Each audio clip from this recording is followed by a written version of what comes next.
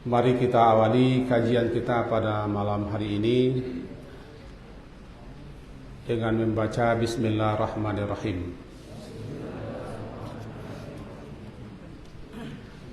Alhamdulillah, segala puji untuk Allah. Salawat atas Rasulullah. Allahumma salli ala Muhammad wa ala ali Muhammad. Bapak dan ibu-ibu yang berhadir, berbeda dengan pertemuan yang lalu karena anak-anak kita cuma sebagian kecil yang kita bawa.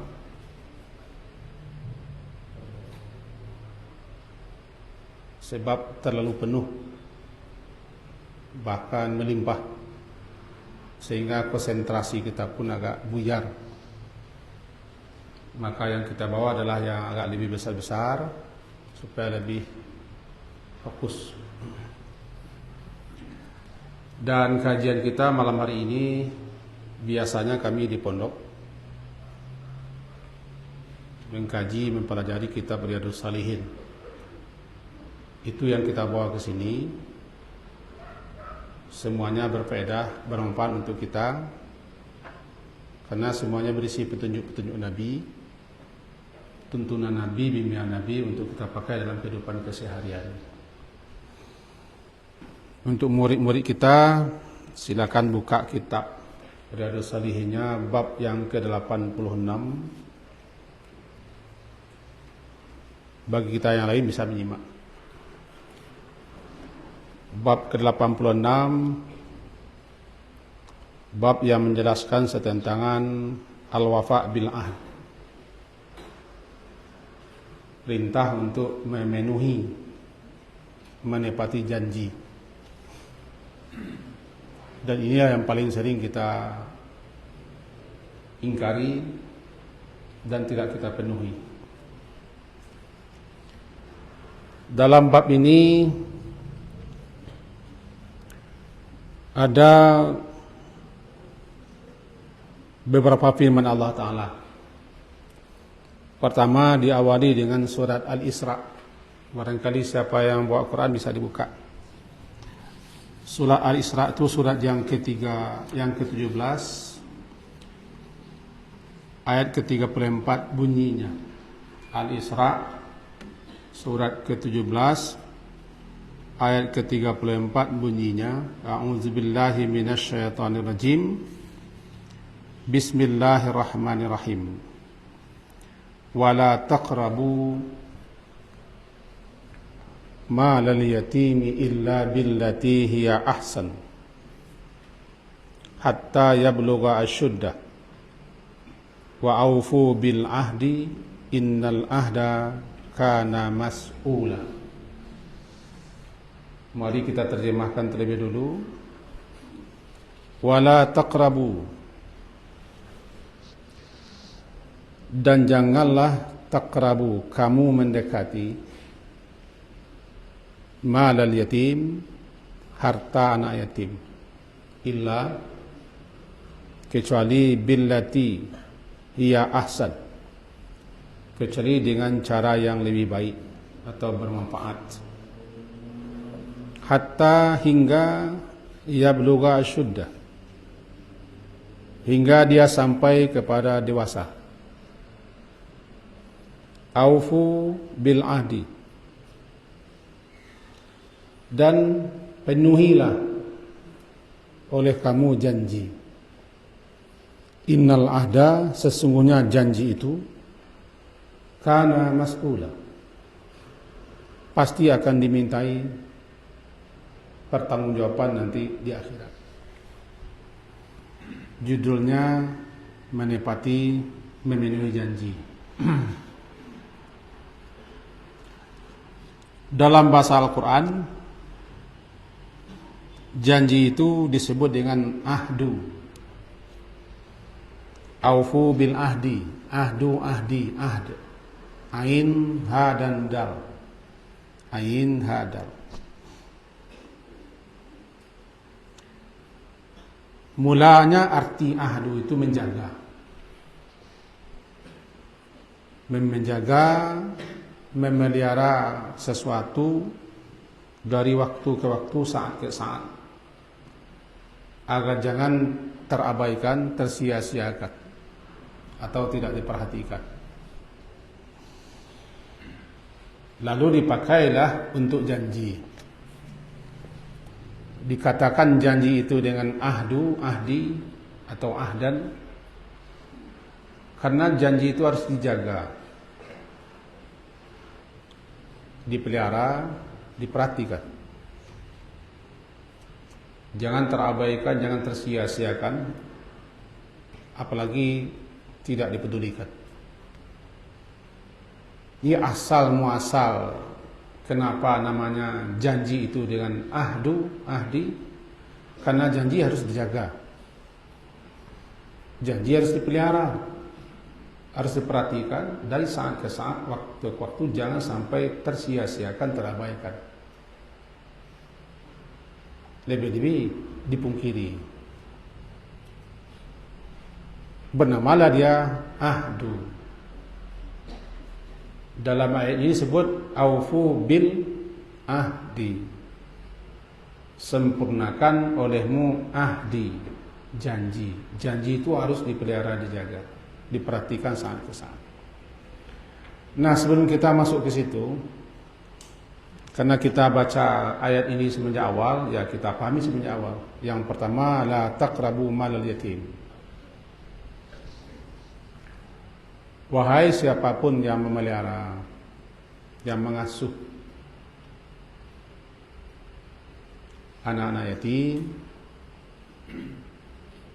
di mana jika anak-anak yatim itu mempunyai harta peninggalan orang tuanya,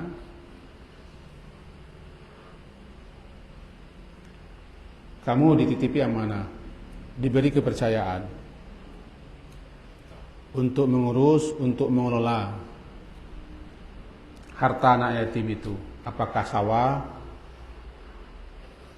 toko, perusahaan, atau uang, atau berbentuk apa saja, yang penting harta. Maka siapa saja yang mengurus, memelihara, mengasuh, termasuk mengelola anak yatim, hartanya, la taqrabu, jangan dekati, artinya jangan pakai, jangan pergunakan, atau jangan dimanfaatkan, dan jangan cari-cari dalih, elah dan alasan agar supaya hartanya bisa dipakai, dimanfaatkan.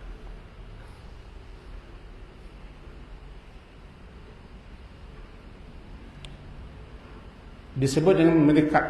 Ini jangankan menyentuh, jangankan memakai, mempergunakan, memanfaatkan, atau mengangkangi, mendekati saja jangan. Bahasanya begitu. La taqrabu, jangan kamu mendekati. Illa, kecuali billati hiya ahsan. Ahsan yang lebih baik, kecuali dengan cara yang baik. Artinya karena memang ada gunanya, faedahnya, manfaatnya untuk kepentingan anak yatim itu, maka pakailah sebaik-baiknya, manfaatkanlah sebaik-baiknya, pergunakanlah sebaik-baiknya, sekedar untuk kepentingan yang dibutuhkan. Kalau dapat pengasuhnya, pemeliharanya,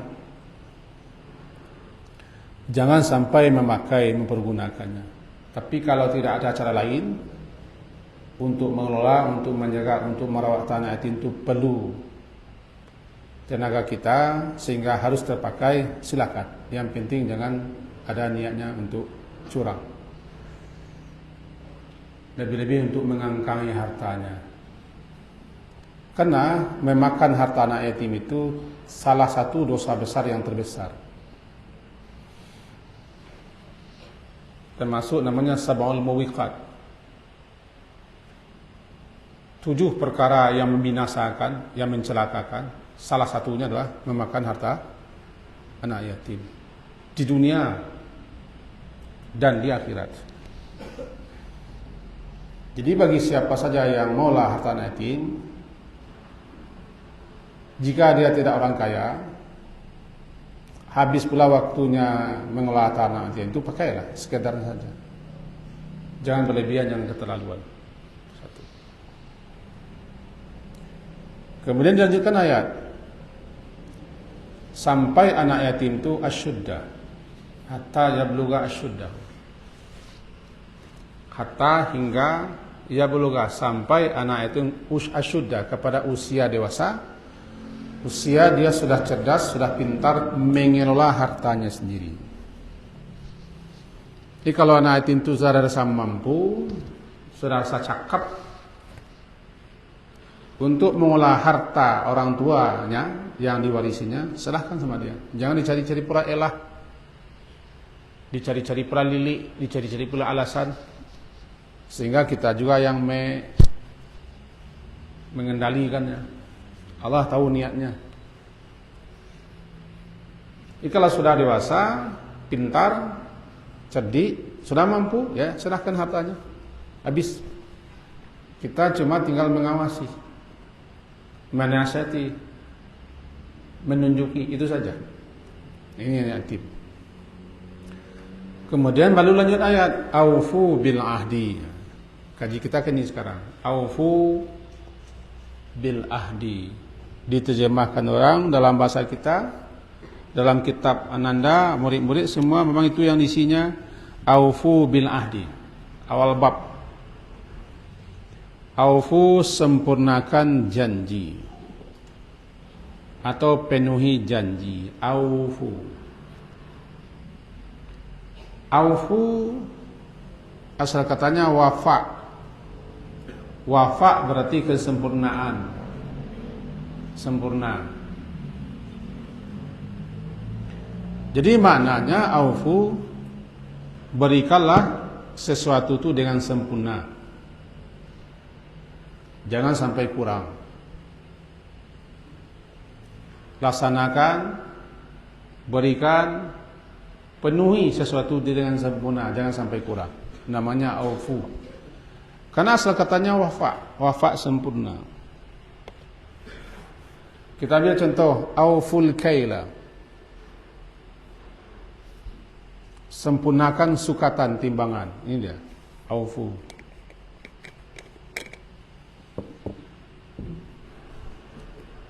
Bagaimana supaya sukatan, takaran itu sempurna? Maka harus dilebihkan. Kalau kita takut kurang, dilebihkan. Karena pas jarang. Jadi penuhi takaran, maka sempurnakan takaran, lebihkan. Kalau tidak berlebih, dia kurang. Pas jarang. Namanya aufu. Tiba di janji, penuhi janji. Arti penuhi janji, tunaikan janji itu dengan sesempurna-sempurnanya. Apa yang kita janjikan, laksanakan dengan sempurna. Ambil contoh satu, nanti kita kaitkan kepada ayat. Janji jam 9 bersua bertemu di tempat anu. Supaya tepat janji, sempurna janji, datang sebelum jam 9. Kalau jam 9 datang kurang. Itu perintah.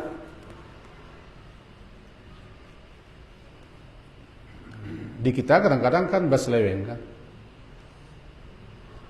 Janji besok mungkin ya. Kalau kami itu nan dulu mansuah. Dan kemudian mamba itu caro saya. Perintah aufu, sempurnakan janji, berarti kalau kita berjanji tiba di waktu, tiba di waktunya kita sebelum tiba waktu. Datang kita pada tempat sebelum waktu. Kalau pas waktu jarang pas. Ini bagaimana supaya jangan kita telat, datang cepat. Datang cepat. Kalau sudah berjanji. Tapi kalau berjanji kita diundang orang datang dan sekian tuh tergantung kita. Yang janji itu kita bikin. Yang mana besok kok, insyaAllah jam 9 besok, kita berjanji penuhi. Ini murid-murid janji, potong rambut besok ya, ya Abi, tak jadi, tak penuhi potong. Antum sudah ingkar janji. Ada yang menekur-nekur potong rambut, tak jadi potong rambut. Sudah 2 hari berjanji. Aufu, tiba dijanji. Karena ayat ini umum, maka janji apapun harus dipenuhi, disempurnakan. Janji apapun dan kepada siapapun. Termasuk janji kepada orang kafir. Apa hubungannya anak yatim? Kalau dihubungkan begini. Bagi pengelola, pengasuh, pemelihara yang mengurus anak yatim, ada sekian janji-janji. Salah satunya janji kalau anak ini sudah sah, hartanya diserahkan. Sudah janjikan. Biar saya kelola hartanya. Nanti kalau anak ini sudah pintar, sudah cerdik, sudah bisa diri sendiri, kita serahkan. Apa ini janji? Penuh janji. Berjanji tidak akan mengambil hartanya, ya penuh janji. Berjanji untuk mengasuhnya, untuk menjaganya, untuk merawatnya, ya penuh janji. Tiba dia anak yatim. Jadi apapun janji yang kita janjikan, aufu. Janji-janji seperti inilah yang sering dipungkiri, sering dikhianati, sering dicurangi.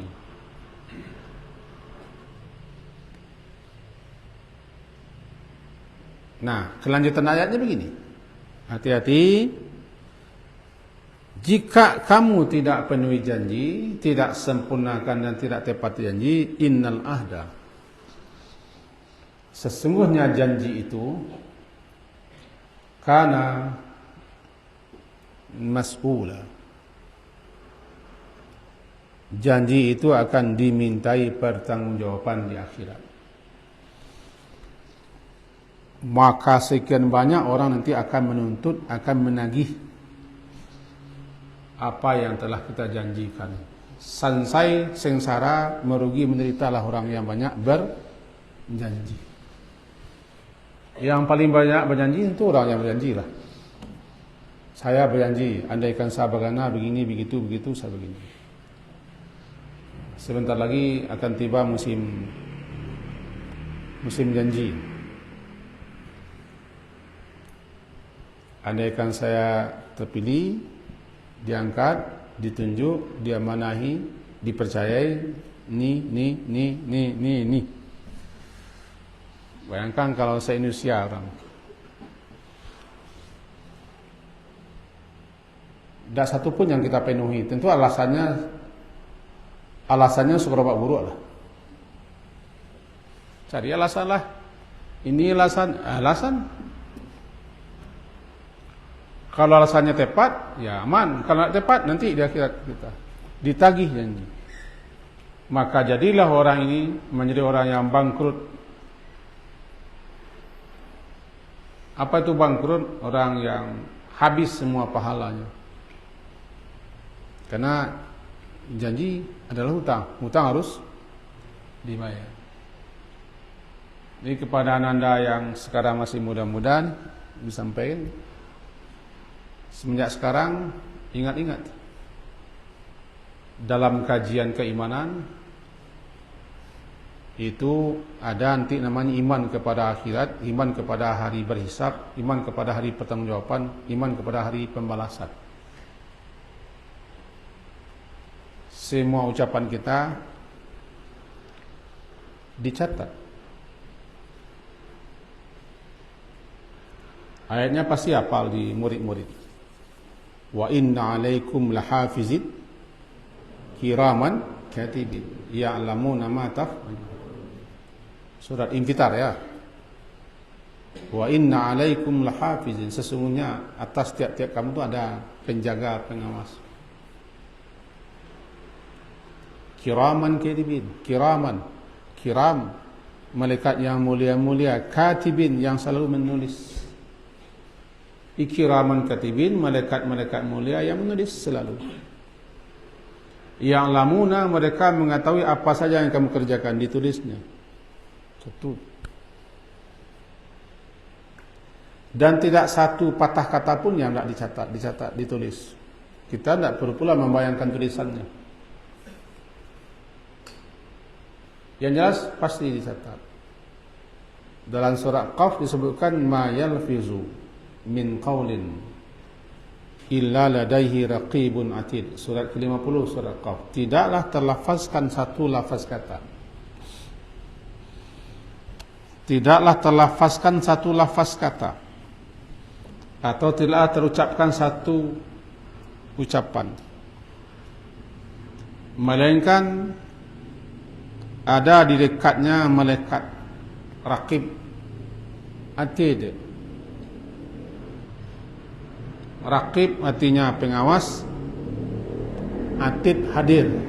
Berarti maknanya satu patah kata, satu ucap yang kita keluarkan, ada malaikat yang senantiasa mengawasi dan hadir di situ untuk mencatat. Populer namanya raqib atid.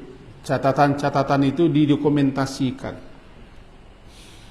Sudah berapa mulut kita berjanji?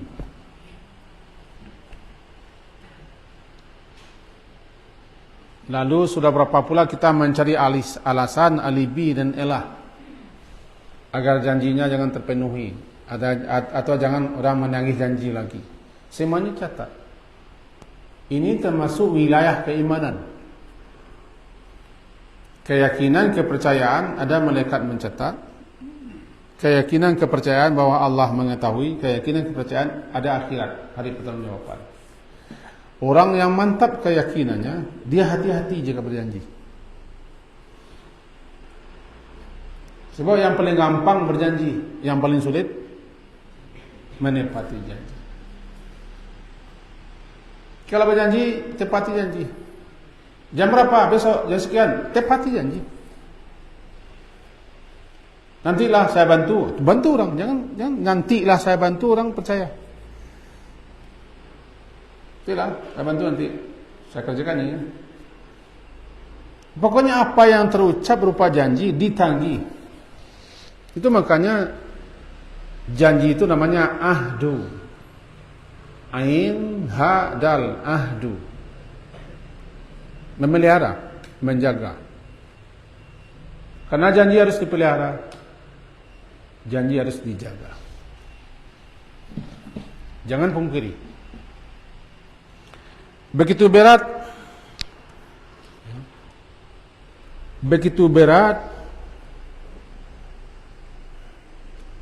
memenuhi, menepati janji. Sangat berat. Karena gampangnya ya berjanji. Menjaganya, memeliharanya, memperhatikannya sangat berat. Kadang terkesan kita suka mengabaikan. Yang lebih parahnya nanti dibawa nama Allah, insya Allah. Insya Allah. Ya benar apa? Insya Allah. Insya Allah itu dibaca. Kita berkeyakinan kita akan melaksanakannya. Insya Allah tidak boleh dibaca kalau tidak. Insya Allah itu bukan untuk melepaskan tanya. Insya Allah saya jawabnya itu apa? Melecehkan insya Allah. Wala taqulanna li syai'in inni fa'ilun dzalika ghadan illa insya Allah. Kita sudah pasti, surah pasti kita. Tergantung di Allah lagi, baru insya Allah. Jelas tidak akan datang, jelas tidak akan bisa. Insya Allah itu sudah berlipat ganda dosa, berdosa besar. Karena kita sudah memakai nama Allah untuk tidak menepati janji. Jangan gampang-gampang baca insya-Allah. Gimana? Insya-Allah. Pade insya-Allah. Ditentui. Banyak. Anu ko, baala naman ako. Anu, sudah. Sudah. Ini sehari-hari terlalu banyak kita menimbun dosa-dosa karena kita memakai nama Allah. Nah, bagi siapa yang betul-betul menjaga, memelihara janji, tidak tanggung-tanggung pula pahala, balasan dan ganjarannya Allah sediakan. Surga Firdaus. Kenapa surga Firdaus? Karena menepati janji itu berat. Andaikan ditepatilah janji oleh beliau-beliau itu aman. Kita kaya raya di Indonesia. Dan naik minyak, ini naik minyak kan? Gratis, bube, gratis pendidikan. Banyak gratis. Begitu berat sampai dikatakan walladzina hum li amanatihim wa ahdihim ra'un. Surah Al-Mu'minun. Qad aflahal mu'minun alladzina hum fi salatihim khashi'un, sampai ke bawah walladzina hum li amanatihim wa ahdihim ra'un. Di bawahnya lagi ulaika humul warithun alladzina yarithuna al-firdausa hum fi khalid. Firdaus itu surga tertinggi. Kenapa dibalasi oleh Allah dengan surga tertinggi? Bagi orang yang menepati janji. Karena menepati janji, menepati janji itu tidak gampang. Tidak gampang. Nah, bunyi ayatnya surah Al-Mu'minun, nanti kalau siapa yang lihat Quran silakan, tidak masalah. Ayat surat ke-23 Al-Mu'minun ayat 8 bunyinya, dan orang-orang yang mereka li amanah, terhadap amanah yang diamanahkan kepada mereka dan amanah yang mereka pikul serta amanah yang mereka minta. Sekarang kan banyak orang minta amanah. Orang tidak mau beri amanah, dia minta juga, ada juga.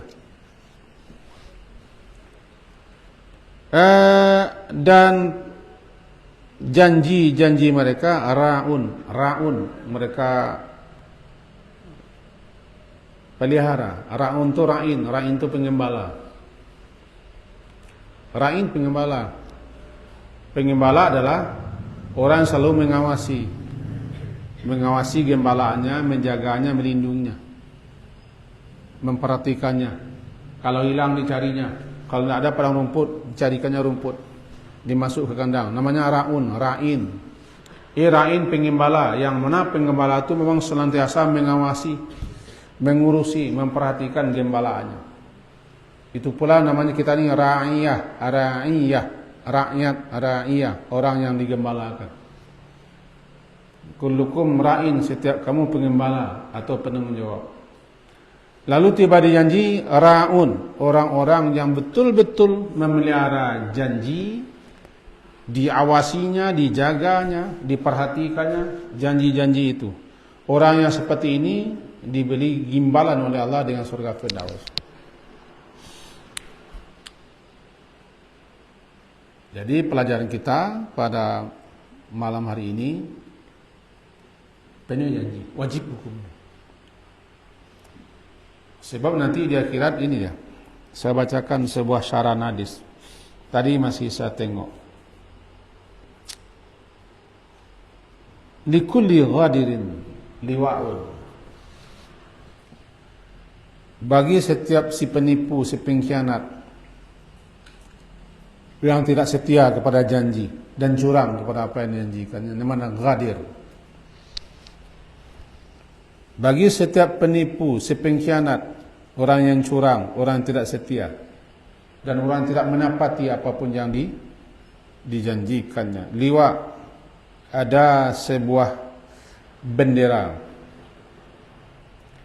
yang ditancapkan di pantatnya, istihi, inda istihi, yaumal qiyamah, di hari kiamat.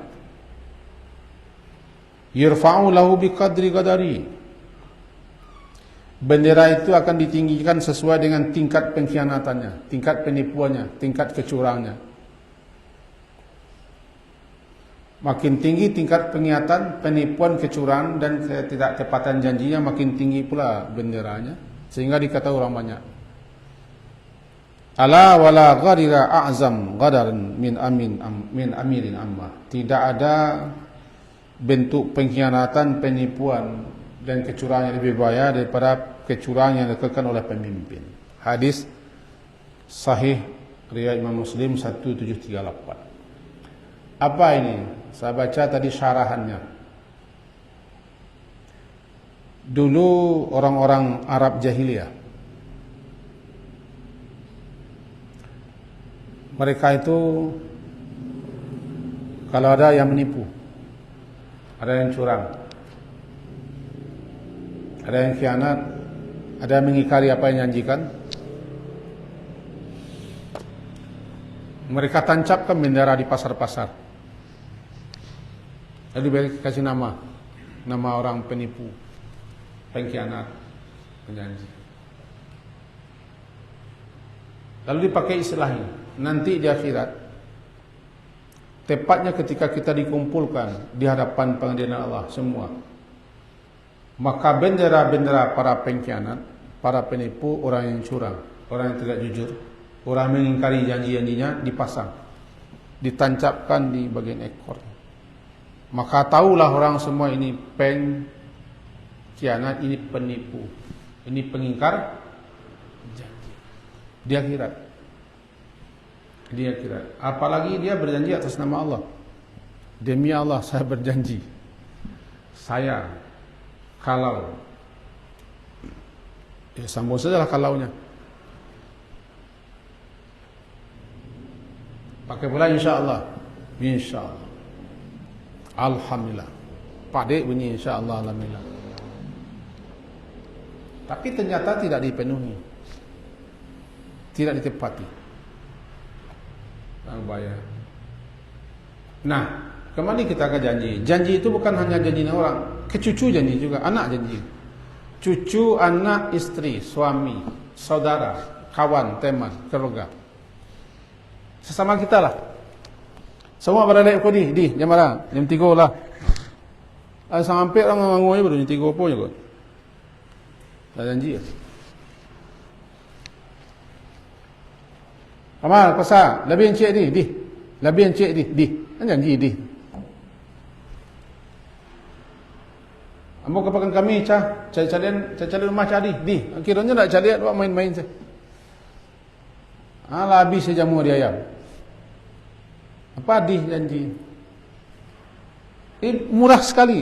Jadi capek jadi. Ini pelajaran untuk saya dan kita semua. Jangan cepat-cepat. Iya, jadi, okey, yes. Jadi-jadian aja. Orang kita makanya orang percaya kan kata di tu, jadi. Pecah di. Cari rumah cari di. Percaya seorang dengan rumah kau.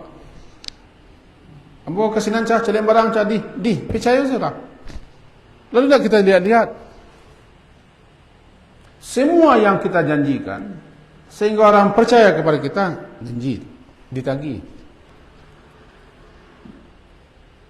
Dan ini adab yang sangat tinggi dalam Islam, dalam kita memenuhi janji. Termasuk janji, ni murid-murid kemarin sudah ditegur, rambut kemarin, mana anaknya? Sudah potong rambut? Udah bagus, hebat.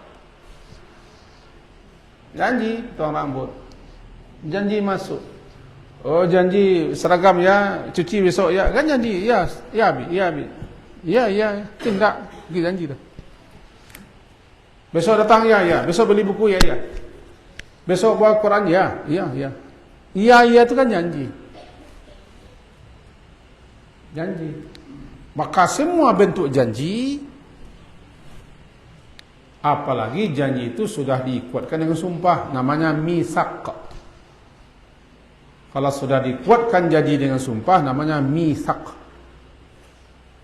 Mitsaq, janji yang dikuatkan sumpah, itu berbahaya lagi. Jadi Islam mengajari kita agar kita menjadi orang yang jujur, orang yang benar, orang yang bisa dipercaya. Penuhilah janji itu karena Allah. Karena Allah, walaupun orang lupa menagihnya, tapi kita tetap akan dituntut. Sebab yang menuntut itu Allah nanti akhirat. Jadi kalau murid-murid kita ni nanti sekian tahun ke datang, 10 tahun ke datang atau 15 tahun ke datang, entah jadi apa kita tidak tahu. Bisa jadi pejabat, orang besar, atau pemimpin, atau orang berkuasa. Ingat, jangan mudah mengumbar janji. Tidak usahlah berjanji. Ya, ini tidak tahu kita entah jadi siapa. Sekarang ada yang kelas 12, ada yang kelas 11, yes, 5 tahun lagi sudah jadi apa? Tidak tahu. Pegang itu. Jangan gampang berjanji, apalagi mengumbar janji demi untuk meraih simpati atau untuk meraih sesuatu posisi. Jangan. Lebih-lebih lagi dipakai nama Allah. Insya Allah saya akan begini. Itu nama Allah dibawakan. Kita semua termasuk saya, ya, hati-hati bila berjanji. Sebab yang tadi, innal ahda kana mas'ula. Sesungguhnya janji itu akan dimintai tanggung jawab. Salah satu nanti yang akan mengurangi pahala puasa, pahala salat, pahala amal saleh adalah karena kita tidak menepati janji. Kata orang kita, janji adalah hutang, hutang mesti dibayar. Pembayar hutang janji itu di akhirat tidak ada. Uang tidak ada, emas tidak ada, perak tidak ada. Yang ada cuma pahala yang ambil. Nah, bagaimana kalau kita sekampung orang kita khianati? Lalu bagaimana orang satu negara yang kita khianati? Tidak mau menyemeh sih gelaknya. Tidak selesai di sih. Dia kira tidak mau selesai di So nanti orang akan datang menuntut. Jangankan orang, binatang pun dihidupkan. Ya. Jangankan manusia, hewan dan binatang pun dihidupkan lagi. Untuk diterima pengaduannya, laporannya atas perlakuan manusia terhadap dirinya. Ya. Di samping binatang juga dihidupkan untuk jadi saksi, jadi bukti bahwa manusia berbuat baik kepadanya. Atau sebaliknya, manusia berbuat anehnya terhadap dirinya. Itu binatang, hewan, apalagi orang. Apalagi orang. Lalu bagaimana kalau kita sudah terlanjur berjanji, tidak kita tepati, kita khianati? Bahkan kita pula yang marah-marah sama orang. Kita berjanji sama orang, lalu datang orang yang janji, kita marahi lah, terbalik. Tidak ada cerita minta maaf kepada orang itu. Saya minta maaf, saya mungkir janji. Saya tidak bisa menepati janji atau belum bisa lagi menepati janji. Saya minta maaf. Kalau Anda masih bisa kurang apa, saya minta maaf, tolong saya dikasih waktu. Termasuk bayar utang. Bila bayar utang, 3 hari lah, malah, adalah. Semua janji. Penting sekali kita yang tidak tepat janji meminta maaf. Lebih-lebih teraniaya orang gara-gara janji kita. Teraniaya dia. Contoh ringan sajalah, berjanji ketemu jam sekian, lama dia menunggu, teraniaya dia. Pasai ni macam dia. Jam 3 hari ya. Pada kapunduan tu kamal. Bangih dia kawan. Mau pergi dia, susah, nanti datang kita. Tapi kita berkolai-kolai aja. Bayangkan orang menunggu, orang menanti. Tapi kita itu, ini anak-anak ini kesal kita tadi. Jam sekian datang ke masjid, dia apa aja kerjanya? Dia selama lambat. Antum tidak menghargai guru, tidak menghormati, tidak muliakan guru kita. Kita nanti ke masjid Taqwa atau Ayu Bukhari, ini jam sekian, sudah hadir di masjid, ya, mandi, bergelut, main-main, masih ada di jalan, itu tidak bisa dipercaya. Yang keratang itu berusaha kita menghormati dan menepati janji kita. Mulai dari yang keseharian, yang kecil-kecil. Latih diri. Lama-lama nanti sudah menjadi kebiasaan. Dan jangan buat janji kalau kita tidak mampu untuk menepatinya. Kalau sudah berjanji, tekadkan untuk menepati apa yang janjikan. Namanya aufu. Atau maka aufu. Aufu, penuhi secara sempurna.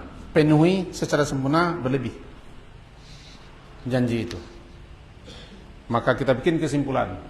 Taklim kita, waktu sudah hampir masuk, 1 menit lagi masuk. Kita bikin kesimpulan. Bab kita nanti setiap hari Ahad malam kita akan terus melanjutkan bab-bab ini. Jadi kita robah judul yang sudah kita terakan di dinding, karena harus sesuaikan pula dengan pesertanya hadir. Setiap hari Ahad malam, kemungkinan besar ya murid-murid kita yang sudah SMA ini saya semua hadir, tetap melanjutkan pelajaran kita, babnya. Tambah juga pelajaran ke belakang. Bagi bapak kita yang tidak punya buku, kita usahakan nanti untuk mencatatkannya satu helai. Semua kita bisa melihat semua pelajaran ini. Karena ini adalah masalah harian yang memang sangat penting kita pelajari, kita pahami dan kita pakai dalam kehidupan sehari. Karena terlalu banyak ajaran-ajaran agama itu yang tidak kita tahui, sehingga kita banyak yang menyepelekan dan melecehkan. Demikian saja, diakhiri dengan subhanakallahumma wa bihamdika asyhadu an la ilaha illa anta astaghfiruka wa atubu ilaik. Sallallahu alaihi Muhammadin wa ala alihi wa ashabihi ajma'in. Alhamdulillah. Assalamualaikum warahmatullahi wabarakatuh.